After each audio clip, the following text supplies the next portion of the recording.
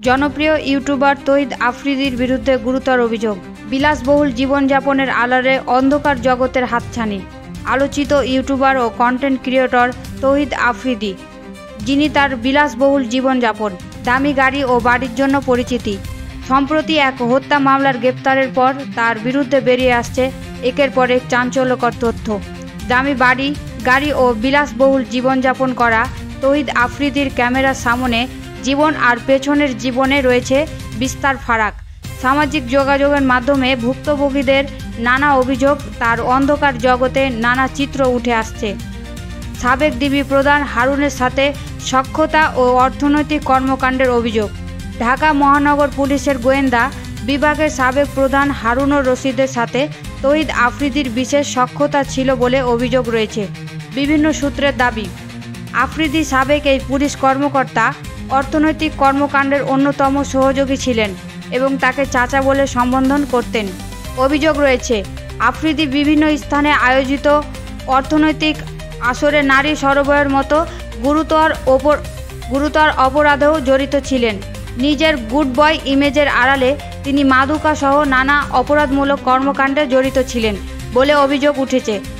মুসারাত জাহান meunière মৃত্যু রহস্য ও ব্ল্যাকমেইলিংয়ের অভিযোগ। 2011 সালে কলেজ ছাত্রী মুসরাত জাহান মুনিয়ার রহস্যজনক মৃত্যুর ঘটনায় নতুন করে তৌহিদ আফ্রিদির নাম আলোচনায় এসেছে। অভিযোগ উঠেছে, মুনিয়ার মৃত্যুর ঘটনাকে ব্যবহার করে একটি নতুন চক্র আর্থিকভাবে লাভবান হওয়ার চেষ্টা করেছে। এই চক্রের সাথে তৌহিদ আফ্রিদ ও হারুনুর রশিদের জড়িত থাকার অভিযোগ উঠে। বিভিন্ন গণমাধ্যমের খবর বলা হয়েছে, মুনিয়ার মৃত্যুর পর বসুন্ধরা গ্রুপের ব্যবস্থাপনা পরিচালক শায়েম সোহবান আনভীরকে এই মামলার ফাঁসিয়ে দেওয়ার ভয় দেখিয়ে 100 কোটি টাকা চাঁদা দাবি করা হয়, যদিও এই অভিযোগের সুনির্দিষ্ট প্রমাণ মেলেনি। শায়েম সোবহান আনভীর পরবর্তীতে আদালত থেকে এই মামলার অব্যাহতি পান। তৌহিদ আফ্রিদির বিরুদ্ধে অভিযোগ, তিনি মুনিয়ার সাথে প্রেমের সম্পর্ক স্থাপন করেছিলেন। ফাঁস হওয়া কল রেকর্ড থেকে জানা যায় তাদের মধ্যে ঘনিষ্ঠ সম্পর্ক ছিল। এমনকি এক ভুক্তভোগী নারী অভিযোগ করেছেন, আফ্রিদি তাকে হুমকি দিয়ে বলেছেন যে তার অবস্থা মুনিয়ার মতো হতে পারে। আফ্রিদির গ্রেপ্তারের পর মুনিয়ার মৃত্যুর রহস্য নতুন মোড় নিয়েছে এবং এতে তার জড়িত থাকা সম্ভাবনা জোরালো হচ্ছে।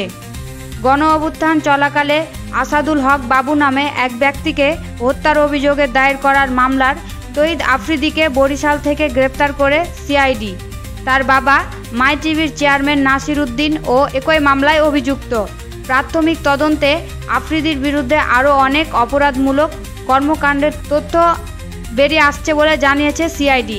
তার বিরুদ্ধে অন্যান্য ইউটিউবার ও ব্লগারদের তৎকালীন সরকারের পক্ষে কাজ করতে বাধা করা এবং অসম্মতি তাদের হয়রানি করাও অভিযোগ রয়েছে।